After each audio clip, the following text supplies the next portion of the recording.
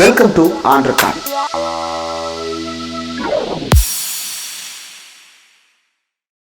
Welcome to ஆண்ட்ரகான். இன்றைக்கு நம்மோடு நேர்காணலுக்காக சிறப்பு விருந்தினராக மூத்த ஊடகவியலாளர் திரு ஜென்ராம் அவர்கள் இணைந்திருக்கிறார். அவரோடு பேசலாம். சார் வணக்கம். சார் வணக்கம். வணக்கம் சார். ஒரு பெரிய கேப்புக்கு அப்புறம் மீண்டும் உங்களை தொடர்ந்து நேர்காணல் எடுப்பதற்கான வாய்ப்பிருக்கிறது. Thank you for this opportunity sir.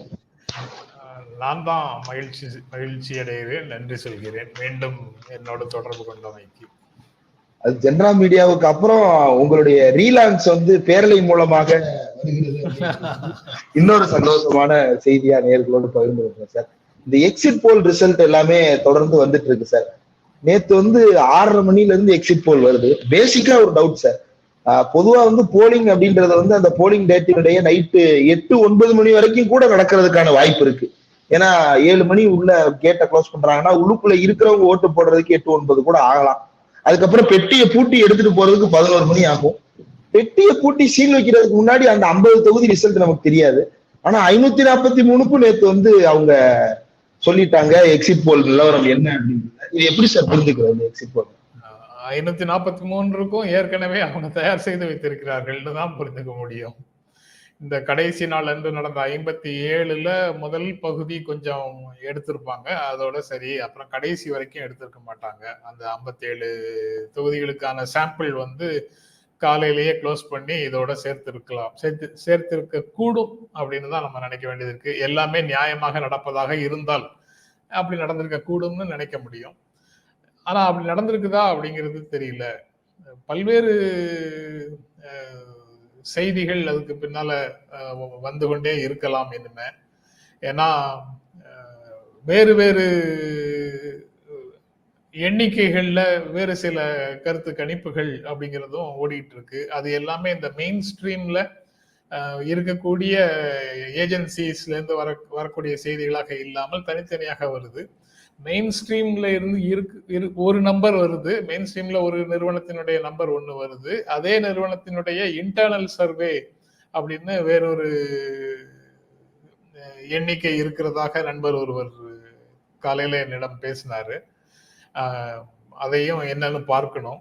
இப்படி பல்வேறு சிக்கல்கள் அதற்குள்ள இருக்கிற மாதிரி தான் தெரியுது. ஆனா பொதுவாக இப்படித்தான் இருக்கும் அப்படின்னு தேர்தல் தொடங்குவதற்கு முன்னால ஜனவரி பிப்ரவரியில ஒரு கருத்து மக்கள் மத்தியில உருவாக்கப்பட்டது இல்லை. அதை இது எதிரொலிக்குது அப்படிங்கிறதுல சந்தேகமே இல்லை.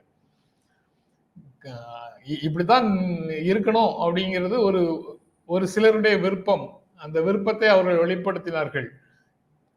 ராமர் கோவில் தொடங்கியதற்கு பிறகு, கட்டி அந்த விழா நடத்தியதற்கு பிறகு எல்லா இடங்களிலும் எங்களுக்கு செல்வாக்கு பெருகுகிறது, கிழக்கிலும் பெருகுகிறது, தெற்கிலும் பெருகுகிறது அப்படின்னு சொன்னாங்க. அந்த அந்த அந்த தியரி இதுக்குள்ள அப்படியே இருக்கு.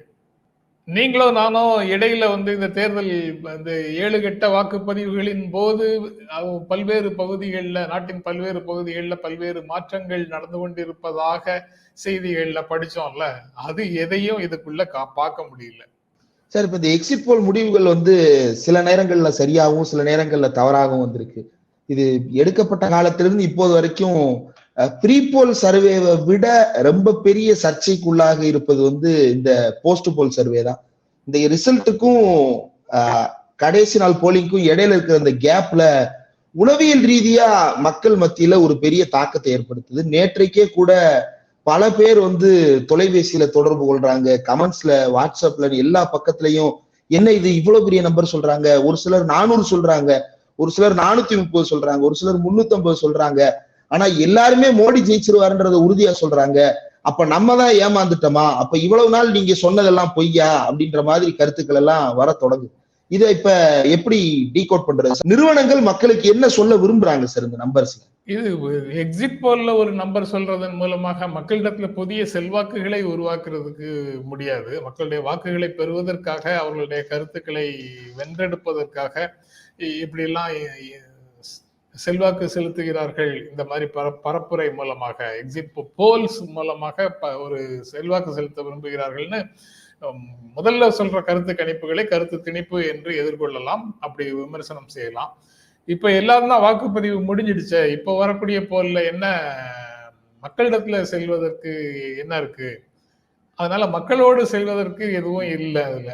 அப்போ வேறு எதற்காக இது செய்கிறார்கள் அப்படிங்கிறது ஒண்ணு வருது. வேறு சில நண்பர்கள் என்ன சொல்றாங்கன்னா, எல்லாமே நல்லபடியா தான் போகுதுன்னு இன்னும் 2-3 நாட்களுக்கு பங்கு சந்தையை பேலன்ஸ்டா வச்சிருக்கிறதுக்காக சொல்றாங்க அப்படின்னு சொல்றாங்க. அதுக்கெல்லாம் இவ்வளவு நிறுவனங்கள் ஈல்ட் ஆகுமா அப்படின்னு சந்தேகமா இருக்கு. அந்த வாதத்திலையும் எனக்கு பெரிய அளவுல உடன்பாடு இல்லை. ஆனா இன்னும் ஒரு section electronic voting machine can be manipulated அப்படிங்கிற தியரியை முன்வைக்கக்கூடிய சில நண்பர்கள் இது போன்ற எண்ணிக்கை மூலமாக, எக்ஸிட் போல் எண்ணிக்கை மூலமாக மக்களை உளவியல் ரீதியாக இதுதான் நடக்க போகுதுன்னு தயார் செய்துட்டு அதே ரிசல்ட்டா அங்க கொண்டு வந்துட போறாங்க.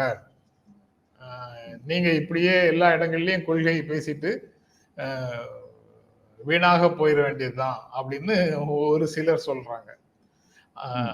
அதுவும் அந்த மாதிரி blatant violation of democratic norms அப்படிங்கிறது நடக்குமா? இந்தியாவில் அந்த அளவுக்கு ஒரு பனானா ரிப்பப்ளிக்னு சொல்லுவாங்களே, அந்த மாதிரியான ஒரு நிலைக்கு இந்தியா போயிடுச்சா?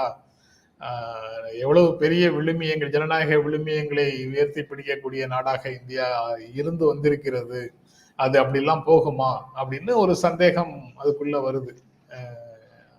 அதனால அப்படி நடக்கிறதுக்கு வாய்ப்பும் இருக்கிற மாதிரி தெரியல.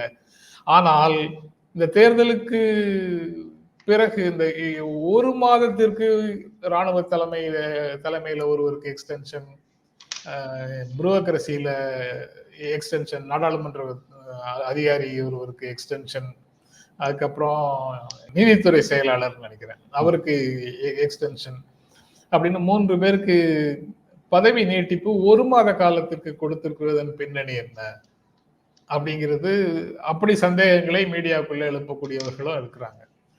இது எல்லாமே அதையெல்லாம் படிக்கும்போது, மற்றவர்களுடைய இது போன்ற கருத்துக்களை, விமர்சனங்களை படிக்கும்போது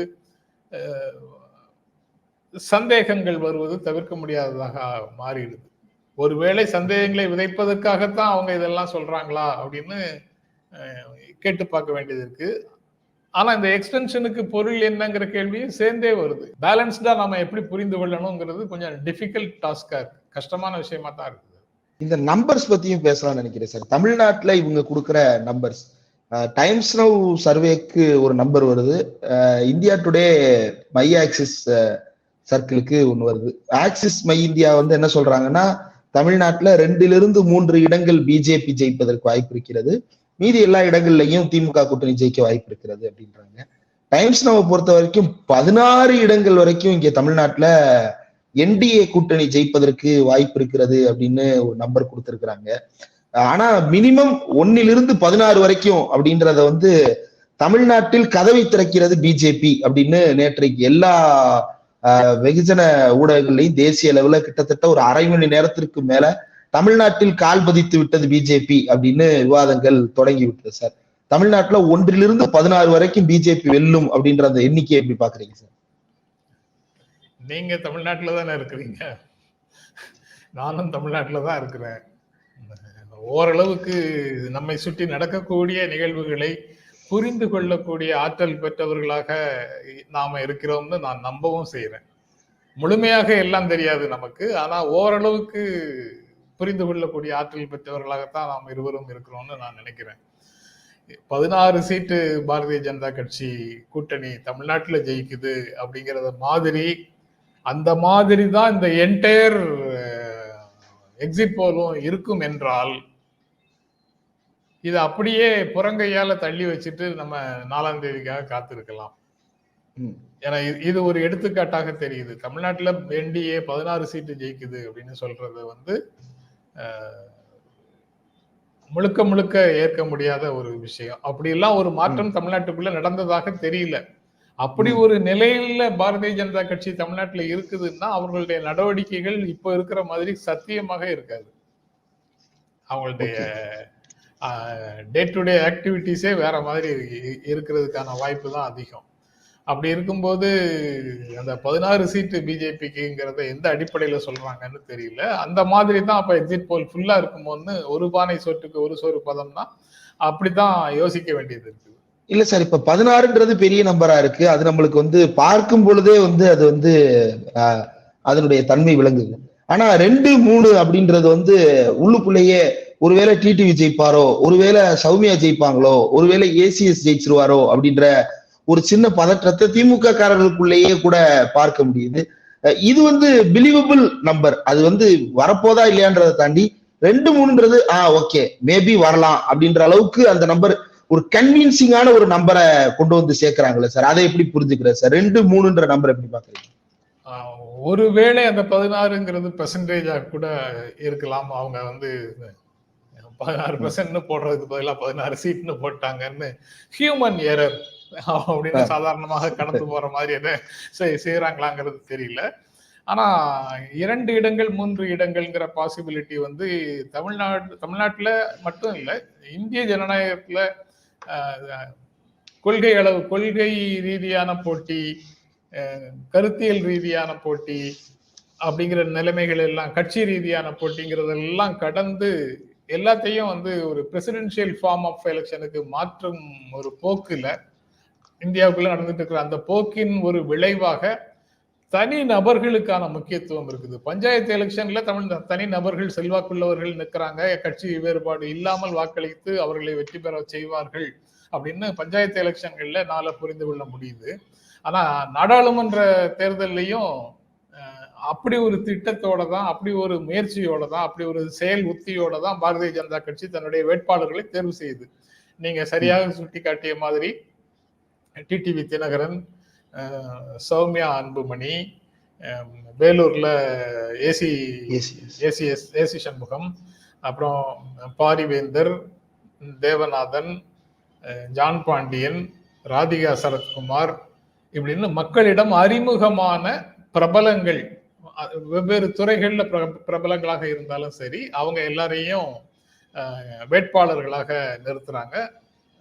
அமைப்பு ரீதியான ஆதரவை கொடுத்தால் அவர்கள் நிச்சயமாக தனிப்பட்ட செல்வாக்கு, அமைப்பு ரீதியான ஆதரவு, பணபலம், சாதி பலம் எல்லாவற்றையும் வைத்து அவர்கள் வெற்றி பெற்று விடுவார்கள்னு ஒரு செயலத்தியோட அவங்க முயற்சி பண்றாங்க. ஆனா தமிழ்நாடுல அந்த முயற்சி வெற்றி பெறும் என்று நான் நம்பல. அவர்களுக்கு இது அவ்வளவும் அவர்களிடம் வேலை செய்யலாம் தேர்தல்ல. ஆனா அது 2வது இடத்தை பெறுவதற்கு வேண்டுமானால் அந்த 7-8 இடங்கள்ல சாத்தியமாகுமே தவிர முதலிடத்தை பெறுவதற்கான வாய்ப்பு இல்லை என்றே நான் கருதுகிறேன். அப்படி ஒருவேளை முதலிடத்துக்கு அவர்கள் வருகிறார்கள் என்றால் திராவிட முன்னேற்ற கழகம் தன்னுடைய அணுகுமுறைகளை, தன்னுடைய தொண்டர்களை, தன்னுடைய கட்சி நிர்வாகிகளை மிக தீவிரமாக கண்காணிக்க வேண்டும், மிக தீவிரமாக அவர்கள் மீது நடவடிக்கையும் எடுக்க வேண்டும். இப்படி ஒரு சறுக்கலை திராவிட முன்னேற்ற கழகமோ திராவிட முன்னேற்ற கழக கூட்டணியினரோ ஒருபோதும் அனுமதிக்க முடியாது. நம்ம எப்போதும் இப்படி விரலை காட்டி எதிர்பக்கத்தை குற்றம் சொல்வது அப்படிங்கிறது எளிது. ஆனா நம்ம பக்கத்தை சரி செய்ய வேண்டியது ரொம்ப ரொம்ப முக்கியம். கிட்டத்தட்ட முதலமைச்சர் அந்த மாதிரி ஒரு மனநிலையில் பிரச்சனைகளை அணுகுகிறார்னு ஊடகங்கள்ல செய்திகளாக வருது.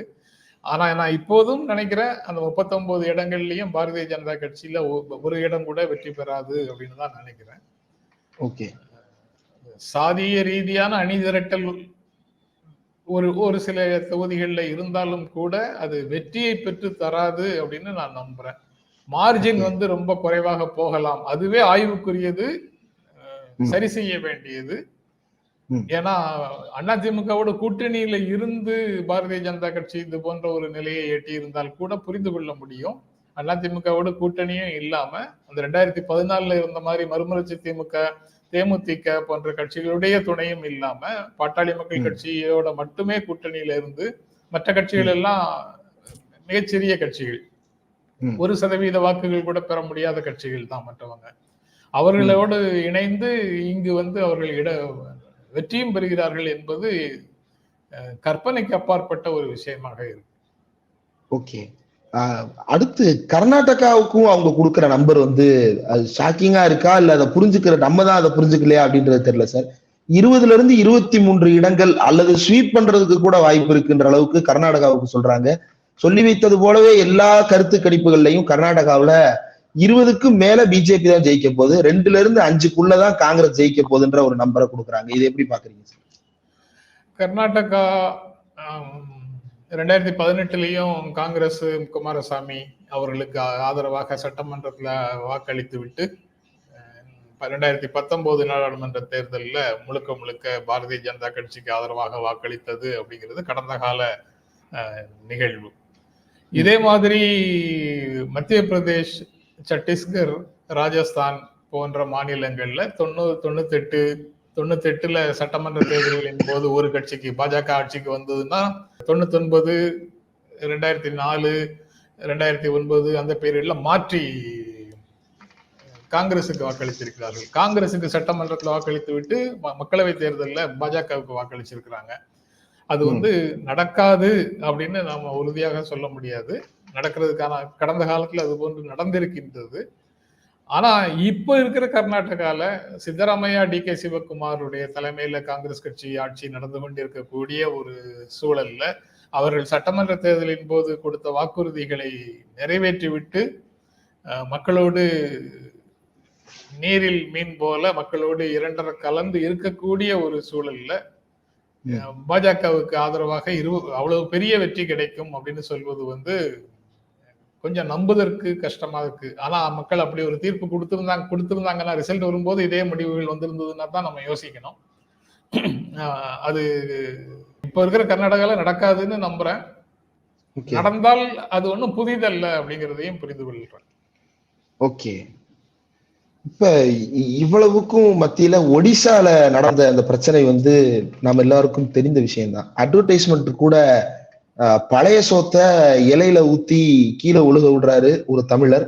இதை பார்த்துட்டு இவங்களுக்கு அவங்க ஓட்டு அப்படின்னு சொல்லிட்டு, அது தமிழர்களுடைய உணவு பழக்க வழக்கத்தையும் ஒரு பழைய சோறு சாப்பிட தெரியாதவர்கள் தமிழர்கள்ன்ற தொழிலையும் ஒரு விளம்பரம் தயாரித்து அங்க அட்வர்டைஸ்மெண்ட் போடப்பட்டது. அதற்கு ஒரு நாள்ல இப்ப வந்திருக்கக்கூடிய எக்ஸிட் போல் முடிவுகளை பார்த்தோம் அப்படின்னா பிஜேபி தான் அங்க ஒரு எக்ஸ்ட்ரீம்லி ஹையஸ்ட் நம்பரையும், பிஜேடி மற்றும் காங்கிரஸ் 1 அல்லது 2 இடங்களையும் பெறுவதற்கு வாய்ப்பு இருக்கிறது அப்படின்ற மாதிரி ஒரு நம்பர் கொடுக்குறாங்க.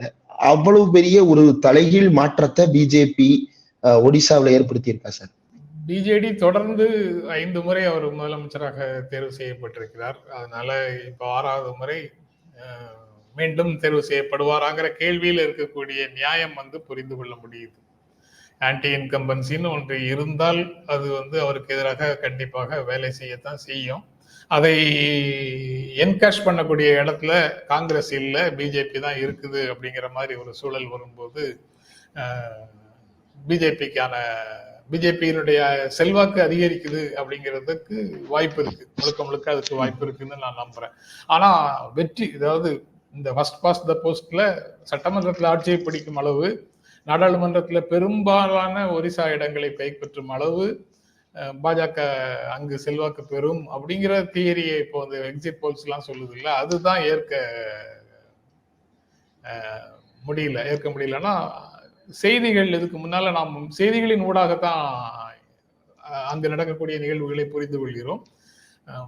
நமக்கென்று வேற இயந்திரங்கள் எதுவும் இல்லை, சோர்சஸ்ன்னு நம்ம மற்றவங்க சொல்ற மாதிரி சோர்சஸ்ன்னு எதுவும் இல்லை. அதனால பல நிறுவனங்கள் கொடுக்கின்ற பல்வேறு செய்திகளின் ஊடாக நாம ஒரு புரிதலுக்கு வர்றோம். அந்த அடிப்படையில பார்க்கும்போது ஒரு நெக் டு நெக் ஃபைட் வேணாலும் இருக்கலாமே தவிர, அந்த அளவுக்கு ஒரு கண்டெஸ்ட சிவியர் ஆக்க முடியுமே தவிர பிஜேடியை வெற்றி பெறுவார்கள் பாஜக அப்படின்னு நான் நம்பல. அது போக அந்த பிரச்சாரம்லாம் இருக்குல்ல, அந்த உச்ச நீதிமன்றம் கண்டிக்குது, நீதிமன்றம் கண்டிக்குது, அந்த அளவுக்கு பாரதிய ஜனதா கட்சியினுடைய பிரச்சாரங்கள்லாம் எல்லா மாநிலங்கள்லயுமே போகுது. அது எல்லாமே பாஜக வெற்றி பெற்றதுன்னா என்ன அர்த்தம்? மக்கள் அதெல்லாம் ஏற்கிறார்கள்னு தானே அர்த்தம். விரத காலத்துல மட்டன் சாப்பிடுறது குற்றம்,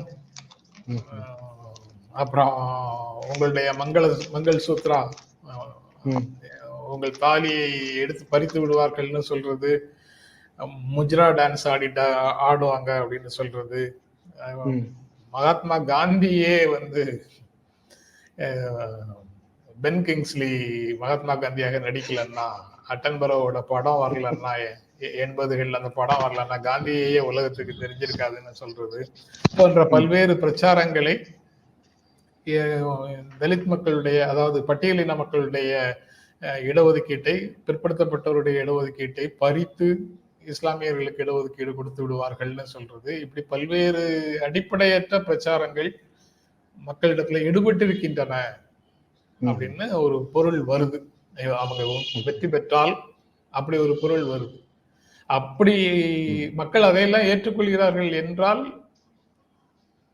அதுக்கப்புறம் அவர்களை, அதாவது இப்படி பேசுகின்ற தலைவர்களை குறை சொல்வதில் என்ன இருக்கு? இதுல இன்னொரு கேள்வி சார், இப்ப நிறைவான கேள்வியும் கூட அதான் கேட்கணும்னு நினைக்கிறேன். இப்ப மக்கள் இதை ஏத்துக்கிறாங்க ஏத்துக்கல அப்படின்றத வந்து நம்ம ஒரு நேர்மையான, சுதந்திரமான, பாரபட்சமற்ற ஒரு தேர்தல் நடந்தது அப்படின்னா மக்கள் இதை ஏற்றுக்கொண்டார்கள் அப்படின்றத ஏத்துக்கிறதுல யாருக்குமே சிக்கல் இல்லை. இதற்கு முன்பு கடந்த காலங்கள்ல தேர்தல் நடந்த போது எல்லா தலைவர்களுமே மக்கள் முடிவுக்காக காத்திருக்கிறோம், மக்கள் முடிவை ஏற்றுக்கொள்வோம்ன்றத வெளிப்படையாக பேசி இருக்கிறார்கள். தேர்தல் முடிந்ததற்கு பிறகு மக்கள் தீர்ப்பை தலைவணங்கி ஏற்றுக்கொள்ளுகிறோம்னு பேசியிருக்கிறாங்க. அது யாராக இருந்தாலும் அதுதான் வந்து யதார்த்தம். இந்திரா காந்தியாவே இருந்தாலும் ஆட்சியை ஒப்படைச்சிட்டு வீட்டுக்கு போறதை தவிர வேற ஆப்ஷன் இங்க கிடையாது அப்படின்றது. ஆனா இன்னைக்கு அதை தாண்டின ஆப்ஷன்ஸ் எக்ஸ்ப்ளோர் பண்ணுவாங்களோ, அல்லது வந்து இந்த தேர்தல் முடிவுகள்ல டேம்பரிங் இருக்குமோன்ற சந்தேகங்களை வந்து பார்ட்டிசிபென்ட்ஸ் ஆன எலக்ட்ரல் பார்ட்டிஸும் சரி, எலக்டர்ஸ் ஆகிய நம்மளும் சரி, இந்த கேள்விகளை தொடர்ந்து பேச வேண்டிய ஒரு நெருக்கடி ஏற்பட்டிருக்கு. இப்படியான எலக்ட்ரல் பாண்ட். இந்தியா கூட்டணி தலைவர்கள் தேர்தல் ஆணையத்தை இன்று சந்தித்து பேசுகிறார்கள்னு ஒரு செய்தி பார்த்தேன். அதுக்கு எண்ணிக்கை, தேர்தல் வாக்குகளுடைய எண்ணிக்கை நாளன்று தேர்தல் ஆணையம் நியாயமாகவும் நேர்மையாகவும் நடந்து கொள்ள வேண்டும்ங்கிறத வலியுறுத்தும் விதமாக இருக்கலாம். அது தவிர முழுமையாக என்ன ரிசல்ட் வருதோ அது அப்படியே அறிவிக்கப்பட வேண்டும், வேறு எந்த விதமான அழுத்தங்களுக்கும் நீங்க பணிந்து விடக்கூடாது அப்படிங்கிற செய்திகளையும் ஊடகங்களிடம், அதாவது இந்தியா கூட்டணி தலைவர்களிடமிருந்து கேட்க முடிகிறது. இது எல்லாமே ஒரு நம்பகத்தன்மை இழந்து நிற்கிறதா தேர்தல் ஆணையம் அப்படிங்கிற ஒரு இடத்தை நோக்கி போகுது. இவ்வளவும் பேசுனதுக்கு அப்புறம் ஒருவேளை வெற்றி வந்து இந்தியா கூட்டணிக்கு கிடைச்சதுன்னு வச்சுக்கோங்க, அப்ப நேற்று வரைக்கும் நம்பகத்தன்மை இல்லைன்னு சொன்னீங்க, இப்ப வந்து இதை ஏற்றுக்கொள்கிறீர்களா அப்படிங்கிற ஒரு கேள்வியை பாரதிய ஜனதா கட்சி தரப்பிலிருந்து முன்வைப்பாங்க. அதுவும் அதுக்குள்ள யோசிக்க வேண்டியது இருக்கு. ஆனா ஒரு 48% பாரதிய ஜனதா கட்சிக்கும் 47% இந்தியா கூட்டணிக்கும் வாக்குகள் இருப்பதாக ஒரு சர்வேலிருந்து சொல்லக்கூடியவங்க சொல்றாங்க. அதுல 272 சீட்டு வந்து இந்தியா கூட்டணிக்கும் 250 சீட்டு பாஜக அணிக்கும் கிடைக்கிற மாதிரியும், ஒரு 35-40 சீட் வந்து வெளியில இருக்கிற மாதிரியும் சொல்றாங்க. அது அப்படியும் தகவல்கள் போகுது. நேற்று ஹிந்தி தொலைக்காட்சி ஒன்றுல அப்சல்யூட் மெஜாரிட்டி 290 அந்த ரேஞ்சில வந்து இந்தியா கூட்டணி வெற்றி பெறுகிறது அப்படிங்கிற மாதிரி பட்டியல் போட்டு அது தொடர்பாக விவாதமும் நடத்தியிருக்கிறாங்க. டிபி லைவா அந்த மாதிரி, டிபி அந்த மாதிரி ஒரு தொலைக்காட்சியில. ஆனா ஆங்கில தொலைக்காட்சிகளோடு இணைந்து சர்வே நடத்துற பெரிய நிறுவனங்கள் வந்து மொத்தமாக எல்லாமே பாரதிய ஜனதா கட்சி மீண்டும் ஆட்சிக்கு வருகிறது, மோடி மீண்டும் பிரதமராகிறார் அப்படிங்கிற செய்தியை தான் கொடுத்திருக்கிறாங்க. அது வந்து இடையில் நாம படித்த பல்வேறு செய்திகள் வந்து உண்மை இல்லை அப்படிங்கிறத உணர்த்துற விதமாகத்தான் இருக்குது. தேர்தல் வருவதற்கு முன்னால பிப்ரவரியில மார்ச்ல ஆரம்பத்துல பாரதிய ஜனதா கட்சிக்கு என்ன நிலை இருப்பதாக கருதப்பட்டதோ, சமூகத்துல அது மேலோங்கி இருந்த கருத்து என்னவாக இருந்ததோ அதே விஷயங்கள் தான் இப்போ வர்ற தேர்தல், இப்போ வர்ற எக்ஸிட் போல்ஸும் வெளிப்படுத்துகின்றன அப்படின்னு தெரியுது. ரைட். இந்த ரிசல்ட் எப்படி அன்ஃபோல்ட் ஆகுது அப்படின்றத பொறுத்திருந்து பார்க்கலாம் சார். இன்று நாளை ஆகிய 2 நாட்களும் தொடர்ச்சியாக இதுதான் பேசுபொருளா வச்சிருக்க போறாங்க. இந்த பேசுபொருளை தாண்டி வரக்கூடிய ரிசல்ட் எதை காட்டுகிறது அப்படின்றத பொறுத்திருந்து பார்க்கலாம். இவ்வளவு நேரம் ஒதுக்கி இந்த நேர்காணல் தந்ததற்கு மிக்க நன்றி சார். நன்றி இந்திரகுமார்.